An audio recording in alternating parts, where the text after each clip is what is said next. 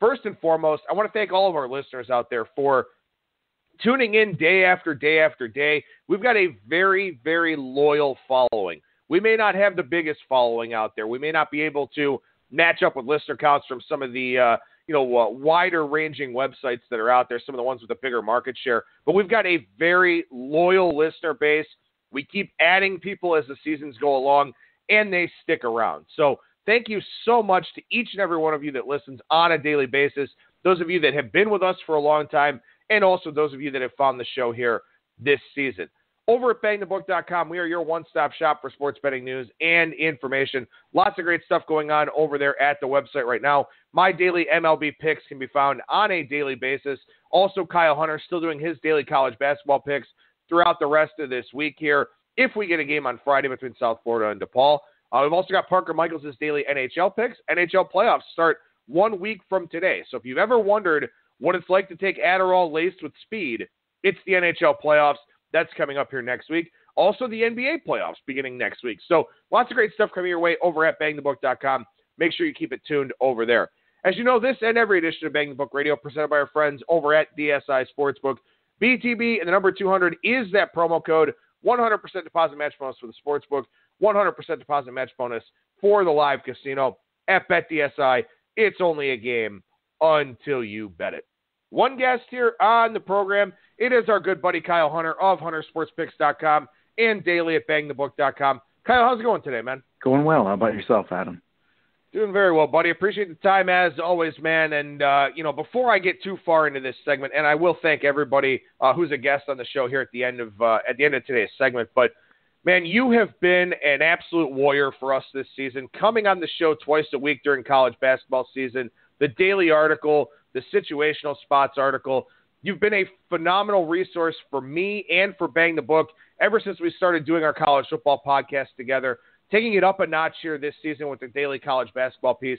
I cannot thank you enough, brother. You're a great friend to me, a great friend to the site, and I feel like a lot of our listeners feel like they know you as well. So thank you so much for all your contributions here this year, man. Well, thanks for saying that, first of all. Certainly means a lot to me. I consider you a great friend as well, and I think it's pretty interesting and pretty cool how so many listeners have been able to listen to us since the college football podcast started. And first of all, it's hard to believe it's been as long as it has. I think we both enjoy doing this so much that time really can fly. So. And so many listeners have listened to us from the beginning and almost have, just gotten so used to us. It's like that, just by hearing us that they've become friends with us and then with people. I think that's what, can set this apart from other shows as well as, a lot of people ask me questions and say, I can't believe you actually answered.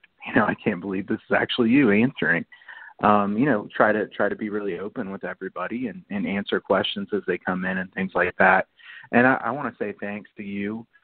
You make this show a lot of fun to do, and it's been great working with you. And just doing the daily article, I've had a good time with that, and I know quite a few people have appreciated that, and I appreciate everybody reaching out about the daily article and these shows.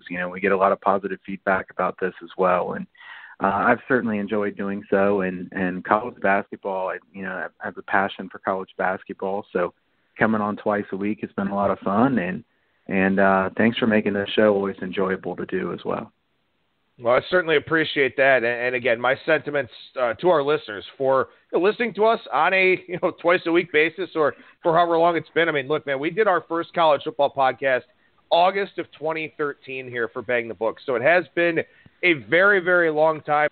Wouldn't change anything. I think it's been a whole lot of fun. And, obviously here it's been good to chat college basketball over the last several weeks. So hopefully we can finish things out strong here. And let's go ahead and start with the CBI because that game is tonight, South Florida and DePaul. A buzzer beater, a thriller for South Florida in game one. This is a 3-game series. Both games at DePaul if necessary here. And based on the line movement, looks like we're going to need Friday's game because this number is up from 4.5 to 6 with the Blue Demons now at home.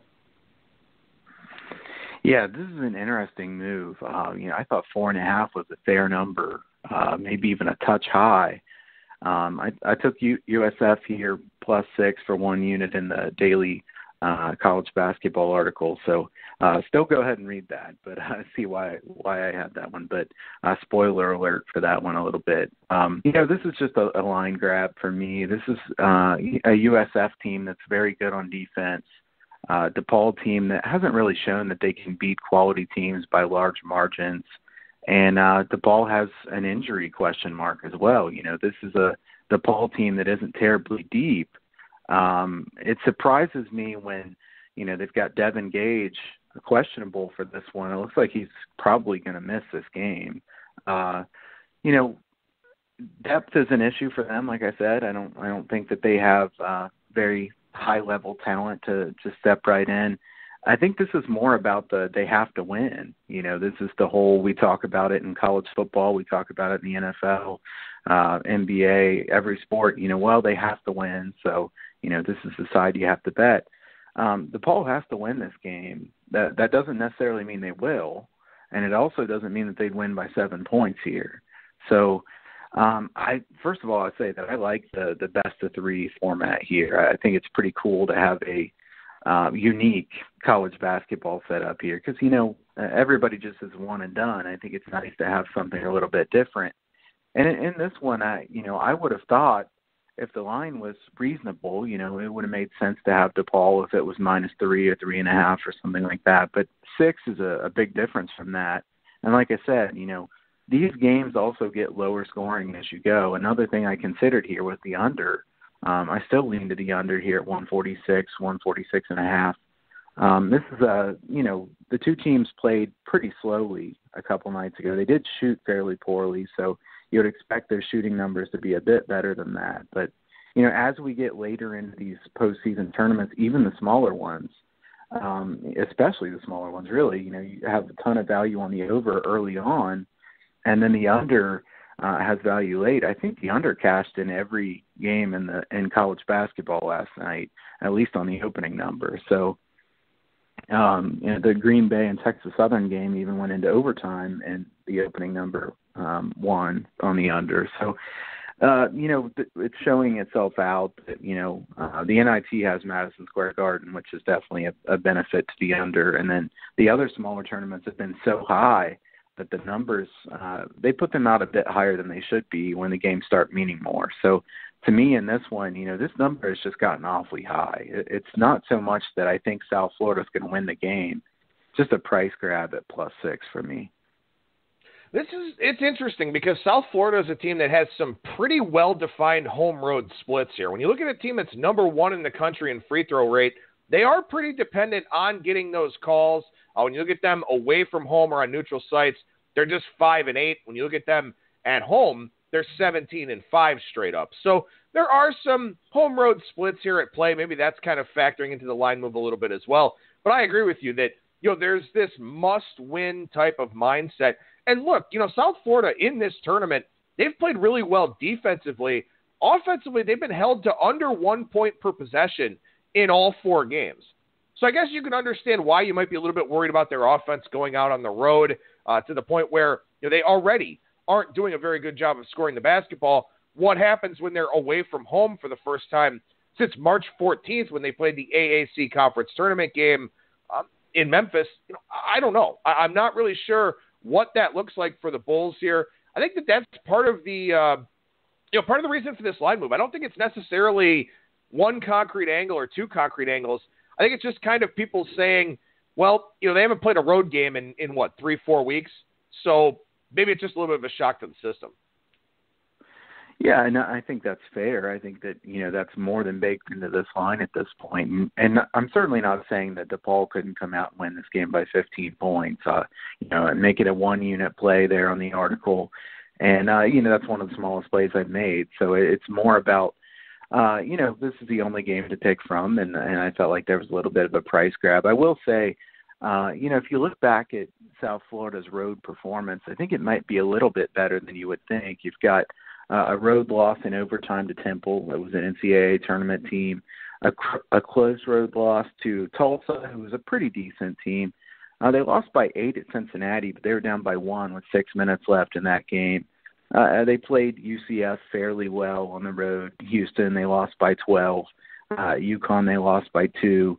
So even if they lose, they haven't really been getting blown out on the road. So now, like I said, DePaul, Gage probably won't play. DePaul's bench, not good at all. It just doesn't add up to a -6 for me in DePaul. So we'll see if USF's defense can keep this one close. All right, so we go to Thursday here. Now we go to the NIT finals. This is the first game by rotation order, so this is the one that we'll talk about here. Lipscomb and Texas. Texas, a 1.5-point favorite at the shops that have posted this morning. Odds a little bit slow to come out for this one with the semifinals last night. But right now, Texas just a 1.5-point favorite at MSG. Yeah, I mean, Madison Square Garden, the first thing I want to say about this one is it's a great under arena. I think now the under, after 2 of them cashing last night, the under 62-39 in the last 101 college basketball games there. So you've got just a place that really helps the under quite a bit. You see a line move to the under here to start with. That's not surprising at all. The first half under's done really well here, and full game unders have done well also. Lipscomb versus Texas. Lipscomb's going to try to push the tempo here. Texas, I would think, would try to slow the game down. Usually you don't see that from a smaller team versus a big team, but Lipscomb is going to want to run here. And Lipscomb's game last night, even though it was very low, it was because the shooting percentages were low from Madison Square Garden. Wichita State was 5 for 23 on three-pointers. Lipscomb was 9 for 33. Garrison Matthews was the only one really making too many shots for Lipscomb from the outside, and even he was 5 for 15. So some of those were some really tough shots. But Lipscomb is really going to try to push the pace here. I'm inclined to like Lipscomb here on the side. Veteran team, this is kind of their last run at it. Texas, I mean, they played really well last night against TCU. They had a lot of reasons to be very highly motivated for that game, having lost twice to them and were blown out at home in the Big 12 slate. Certainly, I think Texas will be playing hard here. I don't think that, they're not going to try in the finals, but I like this Lipscomb team. I think that Lipscomb is good enough on the defensive glass to where they're able to hold their own against a lot of these bigger teams. And Texas is not really a good offensive rebounding team or that good of a rebounding team in general. Texas is good defensively. We'll see if Lipscomb can get decent shots in this one. Certainly lean to the under. I mean, I can't take an over at Madison Square Garden here in the finals. This number is fairly low. They didn't put it out as high as what you would hope sometimes. So there was an adjustment made here. I will consider the under, and I will also consider Lipscomb here.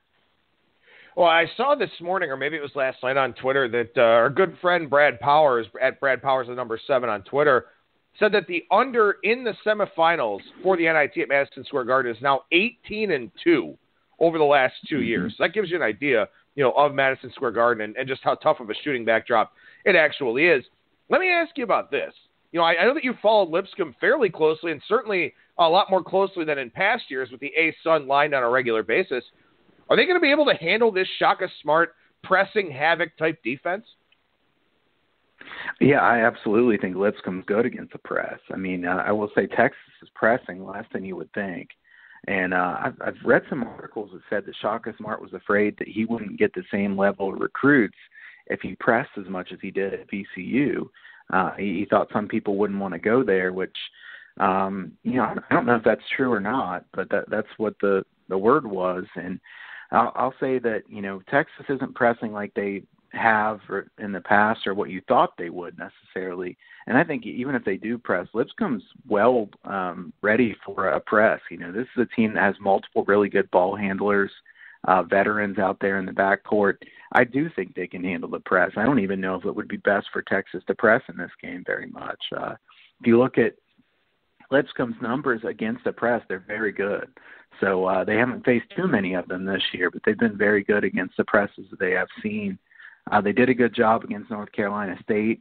Their pressure defense, Lipscomb got some open threes out of that. They made 14 out of 28 three-pointers in that one.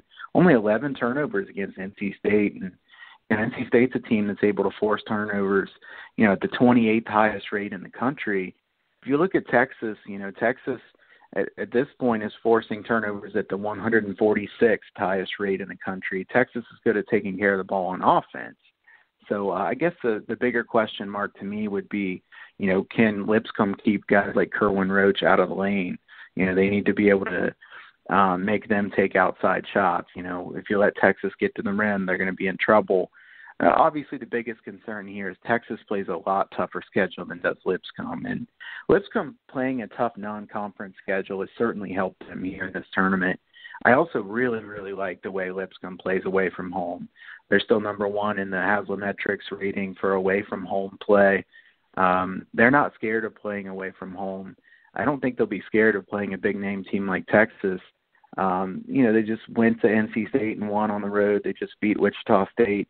And last night I was really impressed with them to be able to come back from, I think they were down 11 with 7-something left in the game, come back and win that game. So I like Lipscomb here. I don't know that plus 1.5 is a great value.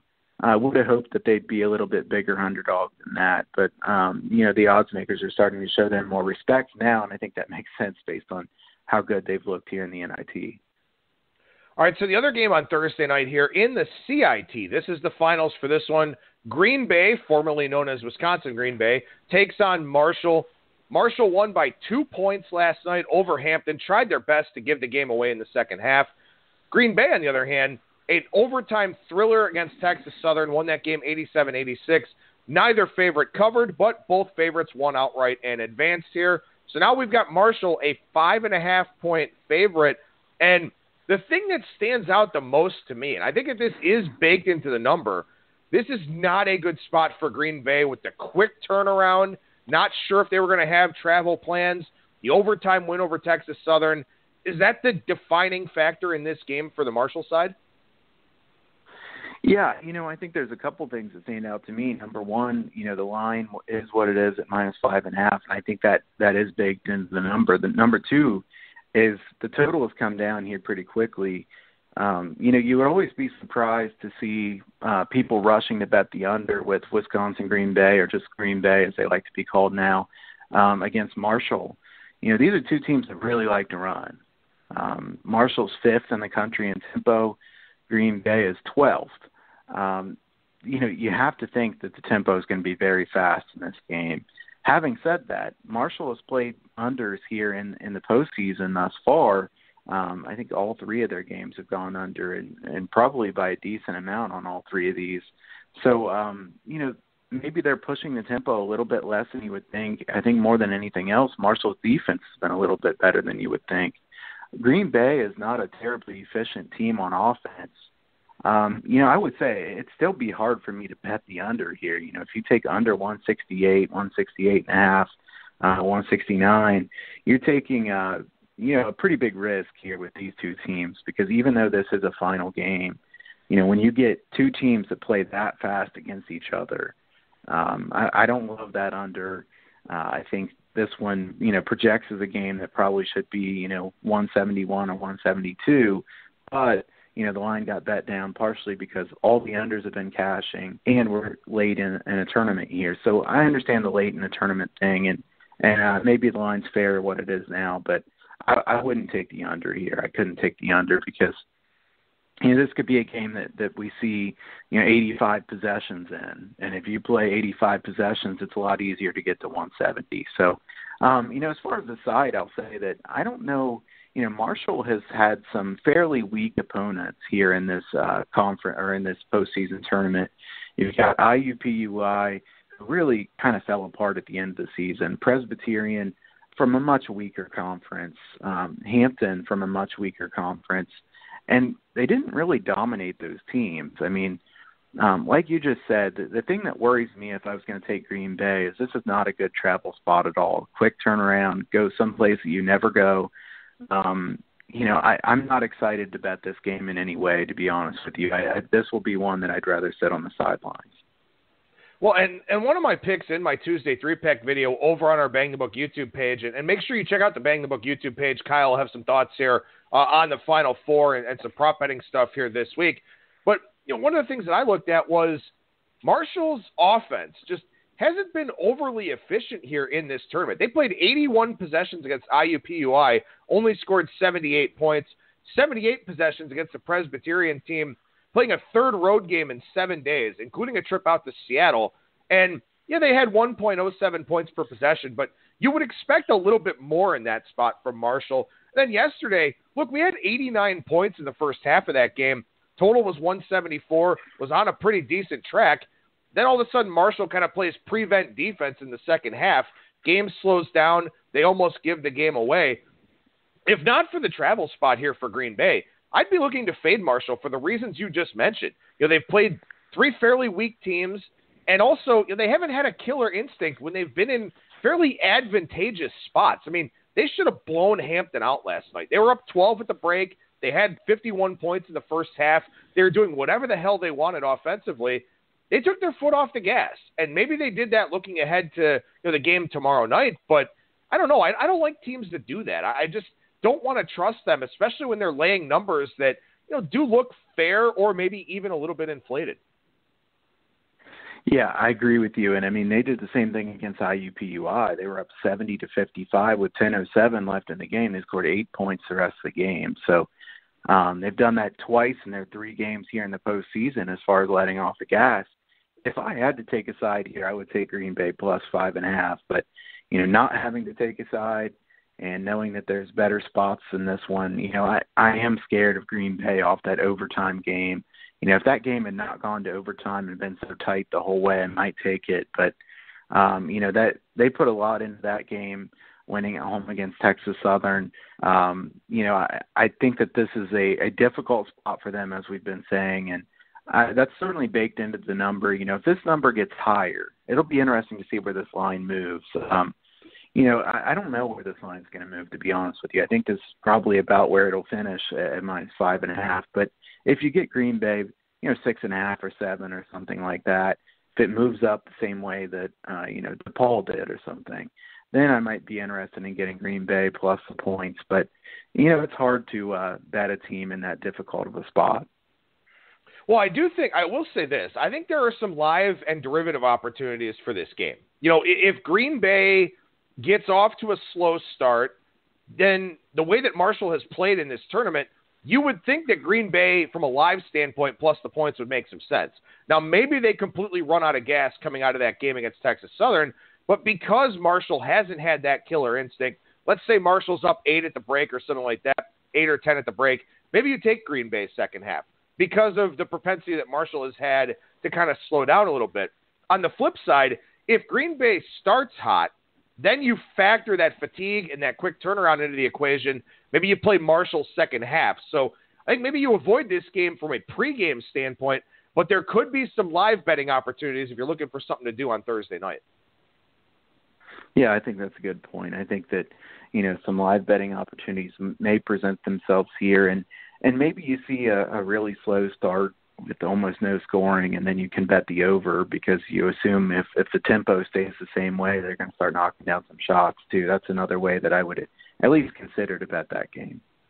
Well, and of course, too, if Marshall doesn't take its foot off the gas in that game against Hampton, that thing's probably in fouling range. But because they did take their foot off the gas pedal a little bit, wound up getting close to a 1-2 possession game, you're not going to foul as much at that point. And then obviously Texas Southern and Green Bay played very close throughout as well. So this is a game. When you're talking about the last college game you may ever play and some hardware on the line, maybe this is one that does kind of fall into that fouling range as well. So that even adds a little bit more credence to your point of maybe you don't take this over pregame, but maybe you get a decent live number once things get underway. Yeah, definitely. A 6-point spread, 5.5, 6-point spread is about perfect for a fouling range. I've been asked this question sometimes here in the recent past, and, if the spread's at 2 or 3, it's not really a good sign for a foul fest because if it's actually that close, they're not going to be fouling, like you just said. So if it is, 5.5, 6.5 point spread, it's a pretty good margin to hope that there could be a foul fest. Well, as we transition over to Saturday and take a look at the Final Four here, I just want to remind everybody that you can still get a piece of the Final Four, or you can look to cash out on the Final Four teams that you have left over at PropSwap.com. We've been talking about PropSwap here throughout the month of March and all the different opportunities that are available to you. Those opportunities still present right now, not just for the Final Four and the national championship game, but also in the NBA for the NBA playoffs, the NHL for the NHL playoffs, Major League Baseball futures posted over there as well, NFL, college football, bunch of stuff going on over at PropSwap where you can buy and sell those futures tickets at odds that sportsbooks aren't able to give you. So head on over to PropSwap.com/BTB. Again, PropSwap.com/BTB. See what's listed over there. See what tickles your fancy. See if you want to get involved here with the Final Four or with something else. So with that, Kyle, let's start with the first game on the board chronologically. I know this is the second game from a rotation number standpoint because it's on the right side of the bracket. But we'll start with the first semifinal game here. Auburn and Virginia up from 5 with juice to 5.5 at Bookmaker. Bookmaker also showing signs of possibly going up to 6 here in this matchup. And look, I think this matchup is as obvious as it gets. If Auburn makes their outside shots, they win. If they don't, they lose. Yeah, we'll try to say a little bit more, but I agree with you. I think that's really the most important thing of this game is Auburn's going to shoot a bunch of threes. Are they going to make them? They're not going to get into the paint like they did against Kentucky. I was surprised that they got into the paint so often against them. Virginia's not going to let that happen with that pack line defense. So, without Chuma Okeke, big loss for Auburn. Defensive rebounds have been a problem for them to start with. I was really impressed with their ability to scrap and keep Kentucky pretty much at bay there. They almost held them even on the boards, which was certainly surprising. I will say I think that rallying for one game without a big guy that's really key to your team is a lot easier to do than winning 3 games in a row. So now they have to do it again against a Virginia team that really dominated Purdue on the boards, which really surprised me. Virginia, obviously, the way they got out of that game, crazy game. And having a Purdue plus 4.5 ticket, I don't want to say too much game, honestly, but, that's one that it was one of the best games I've seen in college basketball, but the way it ended, it leaves a bitter taste in my mouth, certainly, as a Purdue backer in that one. But, Virginia, I think the biggest thing about them in that game is they had a lot of pressure on them in that game. They haven't been to the Final Four, even though they've been so highly ranked so many times. To me, getting to the Final Four was the thing that was really, really stressful for them. And they, if you reach the Final Four, then, you haven't really had a disappointing season. Virginia got to where they were supposed to get as far as, their seed. And now I think that there's less pressure on them than there was before, in my opinion. So I will say, before I saw this line, I was hoping I could bet Virginia in this game. And then 5.5 comes out. And I say, man, I don't know if I can lay 5.5 points. 72% of the bets here on Auburn, the money is a little bit more split there, but so far the public likes Auburn. Certainly some of the public has bet so far, but most of the public will bet closer to the game. I think this is a tough one because I think this is a good matchup for Virginia. I think Virginia's offense is better than what they've shown here in the tournament. I know they looked really good in the second half against Purdue, but they're still only at 30% from 3 for the NCAA tournament. And this is a pretty good shooting team in Virginia. Virginia's second in the country in offensive efficiency. So, to me, the key is Auburn going to make their threes, and does Virginia make their threes? Because both of them are going to shoot plenty of threes in this one. The other thing that I think is pretty important to point out here is Virginia's transition defense is no better than mediocre. Virginia's half-court defense is the best in the nation. Auburn knows they have to get out and run here. If Auburn gets in a half-court style game, they're in big trouble. So I think that, maybe you look at the over if you have a lean on the total. I'll say this, I can't bet an over in a Virginia game, so I'm not going to do it. But, if I were forced to take a bet on the total here, I would take the over rather than the under. I think this number is fairly low. It being at U.S. Bank Arena is part of the reason it's low.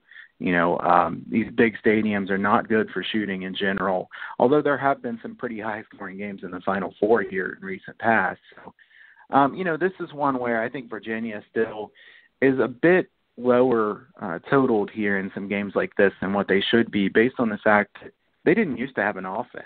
now that they're very good on offense. If you look at efficiency metrics, they're better on offense than they are on defense this year. So, Auburn has to get out in transition, try to score quickly. I think the big question mark here, too, is can Auburn force those turnovers against Virginia? Auburn's first in the country in turnovers forced. Can they do that to Virginia? I think Virginia has too many good ball handlers to, have the 20 turnovers or some really high number of turnovers that Auburn's usually forcing. And I think that makes it difficult for Auburn because, you don't get as many run-out opportunities if you're not forcing those turnovers. And Virginia knows that Auburn's going to try to run. I mean, I don't think they're going to send as many people at the offensive glass as they normally would because they're going to be trying to get back. So, to me, Virginia's been the more consistent team. They haven't really shot the ball well in the tournament. Here they are still already at the Final Four. This matchup favors Virginia, in my opinion, but 5.5 is a pretty high number. Well, what's so intriguing about this game, and you covered a lot of the great angles and a lot of, check marks that I was going to talk about with the turnover rate, with the big venue. I mean, 67,000 seat stadium, obviously a much different type of shooting backdrop. What's so interesting is that at every other part of any season, doesn't matter what sport it is, the public wants to back the safe team. They want to back the team that gives them that confidence level, that gives them the warm and fuzzies when they submit that bet. In this game, that team is Virginia, and the public is not on them. Auburn is the high-variance team. Auburn is the more exciting team.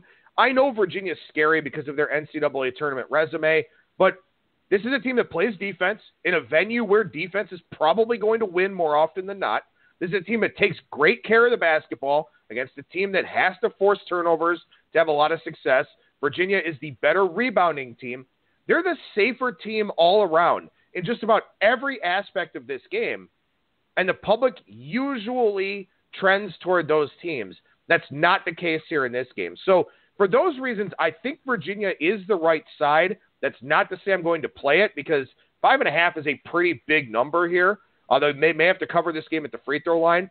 But it is always interesting to see that contrast where, early on in the year when everyone's doing college basketball, the public's betting Duke, the public's betting Kentucky, the public's betting, this and that, all these teams that regularly win 30 or 35 games a year.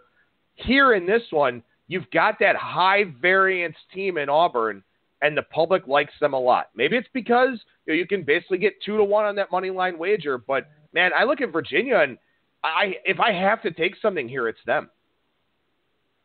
Yeah, I think, like you said, Auburn's a high variance team to where if Auburn lost this game by 15 or 20 points, it wouldn't be shocking. Virginia, if they lose, you would think this would be a very close game. Obviously anything can happen, but Virginia is very consistent. They are what they are. They play good defense. They're much better at shooting. They take care of the ball. They're much better at rebounding this year as well. So, Virginia doesn't really have many weaknesses. In the past, it could be shooting. Now it's not. They shoot 39.5% from long range for the season, and they're third in three-point defense in the country for the season, which I think is a worrisome sign for Auburn. And I've heard some people say, did you see Carson Edwards making threes out there? I mean, look, we all watched that game. You think many people are going to be making those threes like Carson Edwards was making? I mean, those were really, really tough shots. I mean, it was not Virginia playing bad defense. I'm going to have to disagree with Charles Barkley's take after the game there that, Virginia's defense needed to do a better job on Carson Edwards. Look, they had two guys running at him, and he's shooting fadeaway threes from 29 or 30 feet away. I mean, what do you want to do? So if Auburn just makes really difficult threes, then they could win this game. But, Virginia can guard the three-point line, and they've proven that already.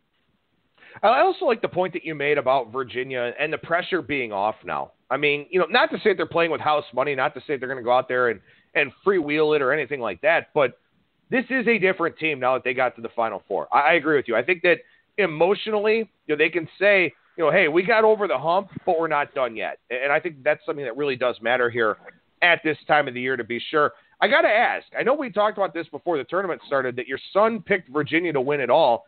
Did he have them playing Auburn in the Final Four? No, he didn't. But in the bracket of a contest of about 12 people, the two people who have the best chance to win it now are my son and my wife. So it's kind of funny. My wife has Michigan State winning it all, and my son has Virginia winning it all. So I'm not sure who to root for here. I think I might have to root for my son just because, he's kind of had a difficult year, and then the fact that this is his first time. So, as a fan, I like Virginia, and I like the fact that they've finally gotten to this point after going through so much adversity. But, no, I don't think anybody could have had Virginia versus Auburn. Well, and let's be honest here. The last thing you want in a contest like that is your wife winning it, because you never hear the end of it. You've got to root for your son here. Maybe you got to go with the emotional hedge if Michigan State gets to the national championship game. So at least that way, if your wife wins, you can still make some money on that championship game. But let's go ahead and talk about Texas Tech and Michigan State here. And, you and I kind of had a pretty interesting discussion, and I don't want to run too long with this sidebar here, but we talked about Mike Krzyzewski. And look, Duke's been in the Final Four twice in 15 years. They get the pick of the litter when it comes to talent. Izzo draws up that inbounds or that inbounds play in the half-court set for Michigan State, winds up being that huge three-pointer in the game. I mean, look, that's just what Tom Izzo does. I mean, Coach K gets the talent. Maybe he doesn't maximize it as much, at least not at the collegiate level. Those are guys that go on to have a lot of success in the NBA, obviously. But, man, you look at what Izzo does here in the month of March, and it's almost unparalleled until you look at Chris Beard and what he's done here over the last 2 years. This is the penultimate coaching matchup, I think, with what we currently have in college basketball. Yeah, I mean, I think Coach K is a good coach. I don't think he, in game is quite as good as some of the other guys. I think people want to play hard for him, and he obviously is a great recruiter. I don't think he's a bad coach, but I think that, some people may overvalue him a little bit. Tom Izzo, he's proven himself many times. He's been Mr. March for a long time, and I know that they had a little bit of a span where they didn't get quite as far as what they have here. But, you look at this guy's Final Four appearances, man, that's crazy. I mean, they don't have the very best talent in the country every year or anything like Duke does. So, I think Michigan State's done a really good job to get to the Final Four this many times. I know the Big Ten hasn't won the big dance, the NCAA tournament, in quite a while. So, as a Big Ten fan, being a Big Ten guy, I'm rooting for Michigan State. Like we just said, I kind of want Virginia to win it also. But, to me in this game, that was what I was going to ask you first. And you kind of said it right there. Who has the coaching advantage here? I mean, do you give anybody a coaching advantage in this matchup? Wow. I mean, I guess I would say I give Michigan State the coaching advantage just because Jarrett Culver is such a big piece of Texas Tech's offense, and really the only primary piece that they have. Michigan State has multiple scoring options. Izzo's had, 4 or 5 days to plan for Jarrett Culver. So I think just largely based on the situation and the composition of Texas Tech's team, I think that gives Izzo the coaching advantage just because he could spend all week planning for Jarrett Culver. But, I mean, obviously you don't want to belittle anything Chris Beard's done. Yeah, and I was going to say for a different reason, I'd give Michigan State the slight advantage. I mean, Izzo's been here so many times in the past. The fact that Chris Beard is not, used to the Final Four, a bit of a disadvantage for him. But I will say Chris Beard's a tremendous coach, and it's hard to pick, any coach above him. So I don't think this is a big coaching advantage by any means. We're not talking about Tom Izzo versus Rick Barnes. Where is Rick Barnes right now anyways? The golf course. He's out there playing 18 every day. Right. His teams that are supposed to get to this point, Rick Barnes, they look so good. It looks like they're going to be there. I mean, until they do it, he's going to have to prove it to me. But, you've got Chris Beard here, a really, really good coach. Tom Izzo, excellent coach. He's proven himself here in the tournament many times in the past. The way I wanted to look at this game is I have quite a few notes on this one. So, let's talk about each team on offense, when they have the ball. Texas Tech on offense, 147th in turnover percentage, so they're not great at taking care of the basketball. My concern with Texas Tech is exactly what Adam just said. Jarrett Culver is the one player on this offense that can get his own shot. To me, Moretti has been a very good player for them. Mooney's been a good player for them. But neither of those guys you can just clear out and say, hey, you go get it. Somebody else has to help them get the open shot. And to me, Culver is an excellent player, but as good a defense as Michigan State has, you have to think that they're going to have a game plan ready for Culver, like Adam just said. If you look at Michigan State's defense, it really, really impresses me. I'm looking at Bart Torvik's site right now where you can look at the graphs of every single game, opponent's point per possession. If you look at Michigan State, nobody scored any more than 1.12 points per possession on them in any single game this year. And I know 1.12 is a fairly high number, but if you look at almost anybody else, you're going to have a game where somebody scored 1.2 points per possession or better. So Michigan State has been very consistently good on defense. If you look at their last 6 games, nobody scored more than 1.01 points per possession. So they're playing really good defense here of late. And that's against some pretty good offenses. Look, they played LSU, very good on offense.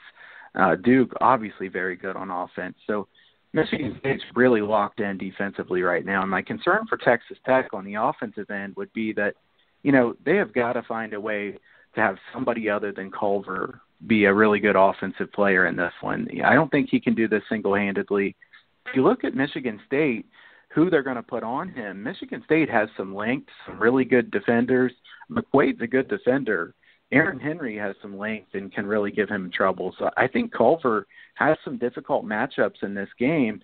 Texas Tech has struggled against zone defenses this year, much more than man defenses. I don't think Izzo is going to play a zone. He almost never plays a zone defense. So, Texas Tech on offense, though, my question mark for them would be, can somebody else step up? So, Texas Tech offensively has been pretty good here of late, but earlier in the season they had some pretty bad games offensively.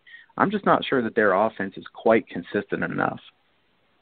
What worries me a little bit about Michigan State here in this game is that Duke did have success getting to the rim. They were 18 of 26 in that game in the Elite Eight getting to the rim, and that was one of the keys that I talked about, is that Michigan State's rim protection defense was just so strong. It was 4th best in the country.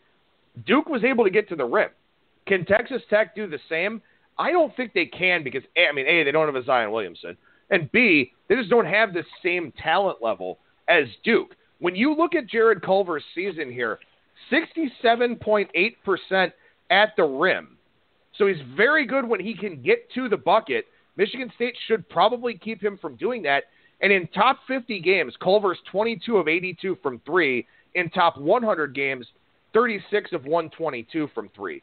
So if he can't get to the rim, how effective of a scorer can he possibly be? Michigan State doesn't have to worry about multiple guys getting to the rack here. They really have to worry about 1, maybe 2. So that's the big game plan here for me, and something that Chris Beard has to figure out. I'm not sure he can figure it out. How do you get Jared Culver to the rim? Are you able to do that? Because if you're not, you better hold Michigan State to 60 points or thereabouts if you want a chance in this game. I don't know if they can do that. I'd have to lean Michigan State here minus the 2.5, just because, again, Texas Tech is so dependent on one player there in Culver, and Culver's game is so dependent on getting inside. It's just not a good matchup against this Michigan State defense. Yeah, I think that's a fair point. My lean here is Michigan State, too. And I'll tell you what I think with Michigan State is on the offensive side here with the basketball. Cassius Winston has proven himself time and time again as a really good leader for this team. And, there have been some freshman one-and-done teams that have had a lot of success in the NCAA tournament, but it's still nice to have a leader that's been here multiple times, a veteran. Winston took over that game against Duke when he had to. Duke was winning by 9 points on that huge run in the first half, and Winston just decided, I got to do this, and he did. Texas Tech, really, they haven't played that many good point guards. If you look at Texas Tech's schedule, they don't play elite point guards very often, and Xavier Simpson is a pretty good point guard too that they played in the postseason, but not as good as Cassius Winston. Certainly Winston's the best point guard they played here in the NCAA tournament. I would say that Perkins can make some pretty questionable decisions for Gonzaga, and that ended up hurting them quite a bit. I think Winston's the more solid leader, the more consistent player.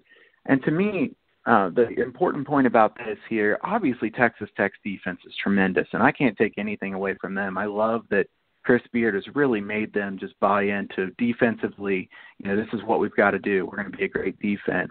I think the one way to beat Texas Tech is to move the ball a lot. Really good passing. I think if you're, just one time passing, a bunch of dribbling, you're not going to have success against them. Michigan State does move the basketball very well. Even their big men can pass the ball around pretty well. So I think Michigan State's going to try to move that defense around as quick as they can. I also think another key here is Michigan State shot 77% from the free throw line in Big Ten play, commits a decent amount of fouls. If Michigan State can get them in foul trouble, first of all, maybe they can get somebody that's a key player on the bench some, and then second of all, Michigan State can really make them pay if they shoot free throws the way they have throughout the course of the season. I also think that Michigan State's big men, much stronger, really just big guys, more the football player type, really strong. Texas Tech has length, but they're thin. They're not as strong. So I could see Michigan State getting some post-up opportunities here with their bigger guys down low where they can put in that hook shot or push them down to get a layup or something like that, get good position, because Texas Tech doesn't have the same amount of size down low that Michigan State does. So, overall, I think that in this game, I would lean Michigan State. I think this line might go up, if anything. So, if you like Michigan State, I think you probably want to take 2.5. I think this game is likely to go to 3. As far as the total, I would lean to the under in this game if I had to take something. And my concern here is that, there could be a decent amount of fouling in this game, and both teams could get a decent amount of free throws. We'll see how much they let them play here. These are two very physical teams. If they let them play as much as some of the games lately, it appears the refs are trying to let them play. Duke and Michigan State was one of them. But, if it's officiated that way, then I would like the under. It's hard to know ahead of time, though, which officials you're going to get. You don't know. So, this is a pretty low under. For Michigan State, very good defensively. Texas Tech, the best defense in the country. I think this number is a pretty fair number, but I would have to lean to the under, if anything. Well, and another thing that we could see here for Michigan State, and something you want to pay attention to from a live betting standpoint, I'm going dribble drive at Jared Culver as much as I can early in the game. Try to pick up a couple cheap fouls, and also try to tire him out a little bit. Make him play on the defensive end, so maybe it affects him negatively on the offensive end. If Culver picks up a couple quick ones, obviously, you're looking for a live betting opportunity. That's a great one to take Michigan State, irrespective of what the score may be at that point in time. So you got to run, so real quickly we'll fly through this here. Let's project out some national championship lines with a couple of quick bullet point thoughts here on what we're looking at for next Monday's title game. Let's say that Michigan State and Virginia do hold up as the favorites here. What's that number look like? Virginia likely favored by a point in that game. I think the total would probably be 127.5, 128 or something in a game like that. And I will say that I think that Michigan State would have a real chance in that game, obviously, the spread being what it is. But Izzo has proven himself as a great coach in the NCAA tournament. I think Tony Bennett's a really good coach, and I like him, very classy, top-notch guy. This is a Virginia team that can, really defend very well. But Michigan State's defense has been so good. Michigan State has a little bit more of the strength down low, I think. And I think that could be a bit of a tough matchup there for Virginia if that one does come to fruition. All right, so if we get Texas Tech and Virginia outside of a total probably in the 119 range, what sort of spread are you looking for? Yeah, I don't think Virginia can be favored by a large margin there. I know that, if you look at the two spreads now, you would think that Virginia would be favored by a decent amount. I think if Texas Tech wins against Michigan State, they're going to get a little bit more credit again. Virginia may be -2 or 2.5 in that game. Yeah, the total, gosh, what do you set that total? 117 is probably a fair number there. As I'm looking at it, 116, 117. They can't put 120. Everybody just take the under. I think even the public would take the under at that point. Texas Tech, Virginia would be a tough game to handicap, in my opinion. I don't even really know who I think I would want as far as the side in that game because, you take Texas Tech, so good on defense. Like I said, they can struggle on offense at times. I would think that they could have a bit of a hard time scoring. Virginia, do I really thinks that they should be laying a number against Texas Tech very much. I mean, I'd be scared to lay any points with Virginia in what I think should be a very close game. So I wouldn't have a strong opinion on the side there. All right, so this isn't a Cinderella run by any means for Auburn. I mean, they were a 5 seed. They were a strong team in the SEC. But let's say that they do pull this upset over Virginia here. What does that number look like against Michigan State? Yeah, Michigan State, Auburn. So this one to me is the toughest number to make of all of them. You think about it here. Michigan State's been consistent throughout the course of the season. They've had that one poor stretch where they didn't play very well.